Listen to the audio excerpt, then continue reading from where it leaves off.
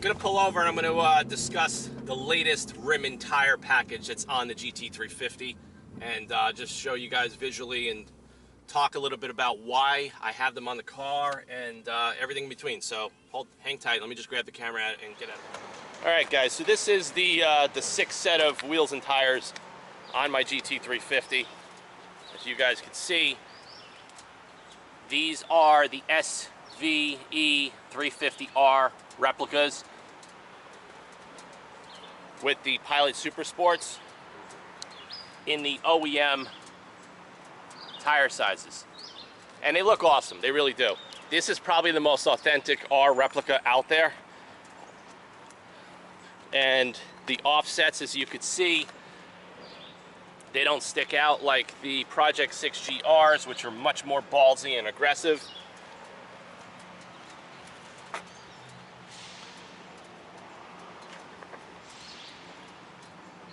Yeah, they look great. I'm gonna actually move the car a little bit out of the sun to get a better visual for you guys. So I just moved the car for you guys, and I'm gonna do a walk around just to show you. I think the car looks great. I sold the original wheels with the Pirelli snow tire package. Like I said in my one-year review, I wanted those out of my life. I don't ever want to drive this car in the winter again. And the cool thing about these wheels that the Project 6GRs don't have in the design is right here, is the raised area for the center cap. And when you pop the Ford center caps in, I mean, it's super, super authentic. It doesn't have as deep of a concave as the 6GR.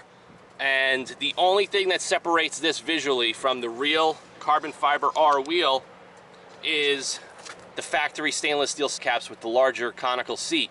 Now, visually, this has the black lug nuts and they're sunken in a little bit. I have the part numbers on my desk. I'm going to order them up. I found some chrome lug nuts that the head of the lug nut will stick out just a little bit on the front wheels because these are recessed in about a ½ inch. And I'm going to get shorter ones for the rear, like you'll see here. Based on the mounting pad, which is a lot smaller, these stick out a little bit more. So if you do the chrome lug nuts and you size them, a different set for the front, a different set for the rear, it's going to give it a real authentic GT350R look. Now, the only thing that I hate about the OEM tire sizes, and I mention this all the time in my videos, is the stretched and angle sidewall. I just don't like it. It doesn't look aggressive. It makes the tire look undersized. But there's a lot to that I'll talk about because it's a trade-off. If you want the aesthetic of the bulged sidewall with the wider tire that sticks out, there's a trade-off to that as well, especially on the street where I'm driving it. So I just wanted to show you guys the visual, and I'm calling these the holdover rim and tire set right now, and I'm going to show you why. Let me just grab. All right, guys, I'm back. I'm just sitting in the passenger seat of the car. So like I said, these are going to be my holdover rims and tires for now. The reason I did this, number one, I wanted a gloss black rim on the car. I think aesthetically I like it because it matches the mirrors, the rear tail lamp panel, and just aesthetically I just liked it a little bit better. I also thought about taking the OEM wheels and stripping them and doing them in a gloss black, but I wanted to get something a little bit lighter. And I also wanted a larger spoke to demonstrate the wheel cleaning and stuff like that regarding my wheel cleaner videos that I'm introducing the product soon. So there was a couple of reasons why I did the swap of taking off the P51s and I sold them to a new customer in New York. And one of the biggest issues when you go with the Project 6GRs or the P51s, now this isn't going to apply to everyone. The two issues when you go with the R aggressive offsets on this car with the P4S tires, which is the 305, 325 in the rear, there is so much gravel all over the New York metro area right now, from the roads, the potholes. They don't fix anything around here. It's disgusting. So that sticky tire, the wider, more aggressive offset, it's starting to kick up rocks all over the bottom of the car. Even though I got the protection, I have a couple of little spots where the rocks got onto the bottom of the car. It's not really bothering me much, but it actually happened within like 2 or 3 days of driving the car. after I did my 1-year review video. So that's when I was like, you know what, I think right now I have to get these tires off the car. I didn't want to put the snow tires back on with the original wheels. So I was like, you know, let me just get another set of wheels and tires, and that's why I settled on these, just to keep the tire profile and the wheel tucked in to the fender wells, just to protect the paint right now. That's the main reason. Another thing too, the lower front bumper underbelly pan, I absolutely destroyed it. I bottomed out. I was going really fast over by up by Bear Mountain on a dip, and as I came down, the car squatted and smashed the whole bottom of the bumper. I cracked the underbelly pan. I repaired it. I cracked it again. I have now replaced it. So when you go with the R spec, whether it's the Project 6Gs, it's the P51s, or even if you're doing, like, you know, the carbon fiber wheels or whatever you guys are doing, in New York, or where you have a ground clearance issue, it's very, very risky to damage your car. So I already damaged my car several times. So between kicking up the rocks and smashing the front, I was like, you know what, I gotta go back to the OEM height, you know, which is about 3/4 of an inch taller. Believe it or not, doesn't sound like a lot, but in suspension travel and compression and ride height and all that good stuff, when you factor it all in, 3/4 of an inch makes a huge difference. So right now, that's where we're at with this car. Another thing too, on the street, okay, when you go with the wider, more aggressive offsets and the wider, stickier tires, the dynamics of the car change dramatically. It makes the car feel totally different. Now, I was having a hard time adjusting to it because on the street, you're not able to really load the car up as hard as you would on the track. And I even say the same thing for guys that are autocrossing. Now, with the factory wheel and tire setup, with the stretched sidewalls, front and rear, it makes the car so much more dynamic, so much more reactive. The steering is quicker. Everything is just quicker in every which way. The car just feels incredible. When you go with the P4S package or a similar package of that size, the front steering gets a little bit slower, actually a lot slower. The steering weight gets much heavier. The turn-in is a bit slower. And now you have massive grip coming from the back of the car and from the front of the car, and there's actually more grip coming from the back of the car. It's actually really hard for me to adjust my driving style to having all of that grip with the slower response from the front. So it's kind of like, you know, what the front of the car is doing and what the rear of the car is doing, they have to really be in sync. And on the racetrack, if you're pushing this car and loading up the suspension and really getting the G-force, you know, throughout the chassis, yeah, that wider wheel and tire package is going to be phenomenal. It's just like the Pilot Sport Cup 2s that are on the R model. But on the street, you know, you can't really maximize doing that upgrade. And that's what I started to realize. So the trade-off is, yeah, aesthetically, I think it looks better. It's much more aggressive. I personally hate the stretched sidewall of the OEM wheels and tires. I hate it. And I love the SVE 350R wheels. I think they're phenomenal. I think they look great. For the money, if I smash them, I'm not going to complain and care about it. They're so cheap, I could buy a new wheel for 200 bucks, my cost, okay? So, and that's where we are now, and this is why I got my Forge Line catalog here, because, you know, I've been telling you guys for a while, I really want to do a set of Forge Lines. Now, you know, I've been talking to the guys over at Forge Line, they're friends of mine, and I'm thinking about, like, the monoblock AR1s or the GA1R open lugs. And, you know, we're going back and forth, and, you know, they're a lot of money, but they're going to be one of the best wheels you're going to get. The problem is, living in New York with some of the worst driving conditions, that's almost like taking your $6,000 and burning it in midair, because that's what's going to happen. You're going to smash them, you're going to bend them, you're going to break them, and the frustration is going to be like, why the hell did I just spend $6,000, $7,000 on a set of monoblock wheels? So now, my other car, my Protori Mustang, I have the step-lipped version of their concave SC3Cs. One of my favorite wheels. It's a brush finish with a gunmetal clear coat. I have, you know, polished outer lips, brush barrels with clear coat, and I have custom center caps. I love this wheel. I would do this wheel because I love the 5-spoke on the GT350. The problem is, the way the car is designed with the offsets, the brake overhang, and everything else, you can't really get a good concave and a good deep lip. So it defeats the whole look. And that's what a lot of aftermarket rims and a lot of people aren't understanding, is what you see on the internet is sometimes not the way it's going to look on your car.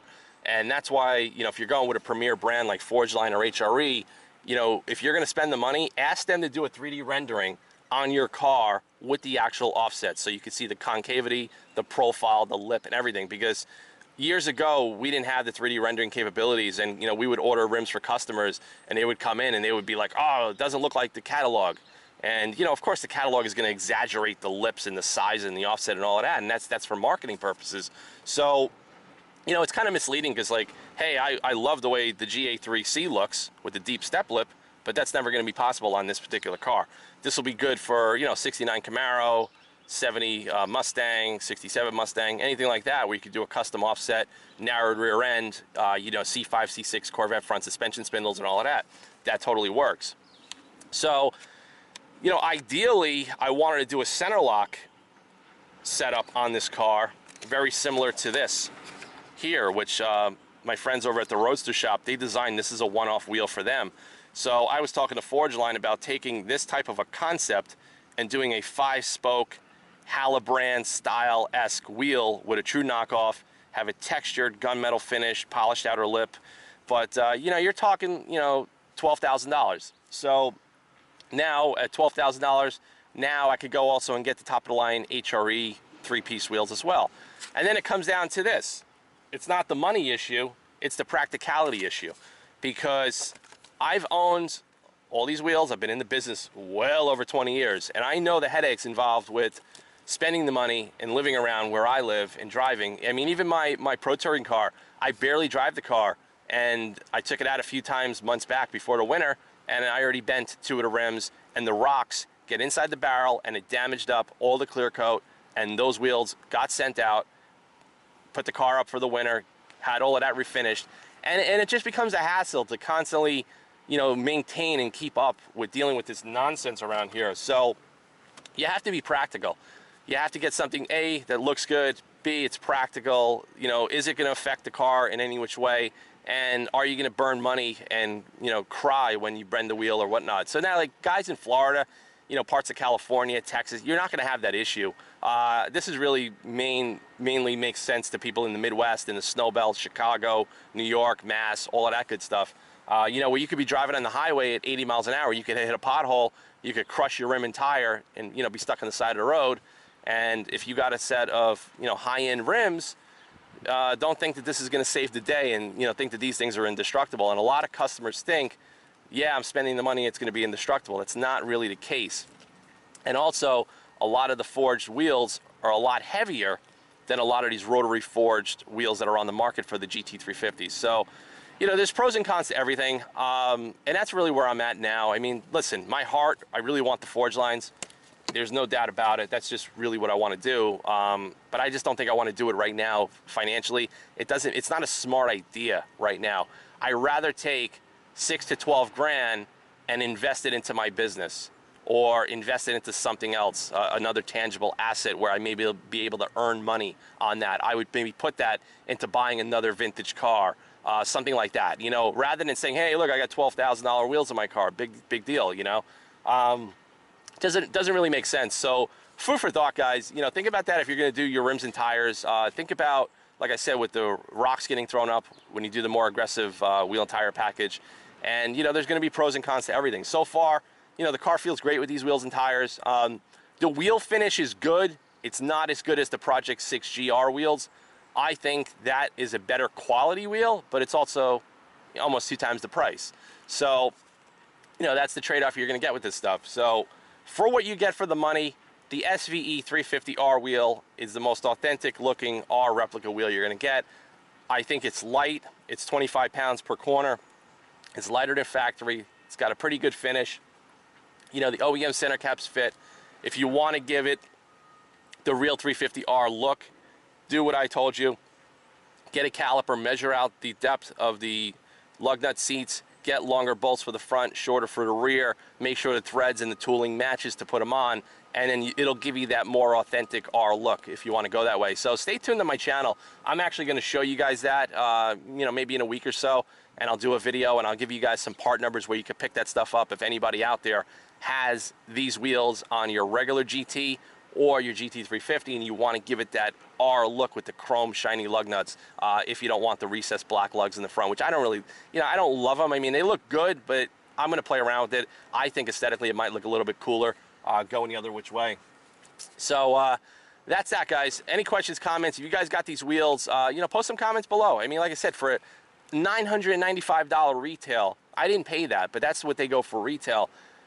You can't go wrong. You literally can't go wrong. It's a bargain, absolute bargain. And look, Forgeline makes, you know, carbon fiber wheels, but these aren't a true carbon. It's a billet monoblock center, forged center with a carbon fiber barrel. And I sold a lot of this type of rim. HRE was doing it with a company called Dymag many years ago. And I sold a bunch of these to guys with Porsche 911s, GT3s, AMG Black Series, you name it. Every single customer that spent like 15 or 20 grand on these wheels in New York, in Long Island, New Jersey, Connecticut, they all had problems with the rims cracking, with everything. And it's just like, you can't have this stuff living where you are. So you have to really, you know, take that into consideration. You know, where you live is really going to dictate what you should do to your car. And, you know, don't do it for hype and ego and all of this, because you're going to spend the money and you're going to regret it the moment you bolted them on your car. And you're going to say, shit, I should have just got a cheaper set of nice looking rotary forged wheels and called it a day. And that's kind of like what I'm doing now. These are my hold off set. You know, I'm going to wait maybe a month or two. These are definitely going to come off the car. These are going to be for sale. I'll post them up on the channel. Maybe I'll throw them up on eBay. I definitely want to do a forged monoblock. I haven't decided yet which company, you know, what I want to do, what style I'm going to do. But if I do go custom, what I'm going to do is I'm going to get the offsets made front and rear specific to what I want. And I don't want the tires stick out. I don't want the rim to stick out just because of the rocks and the debris around here. That's it, guys. So stay tuned. autofanatic@yahoo.com. I'll see you guys soon.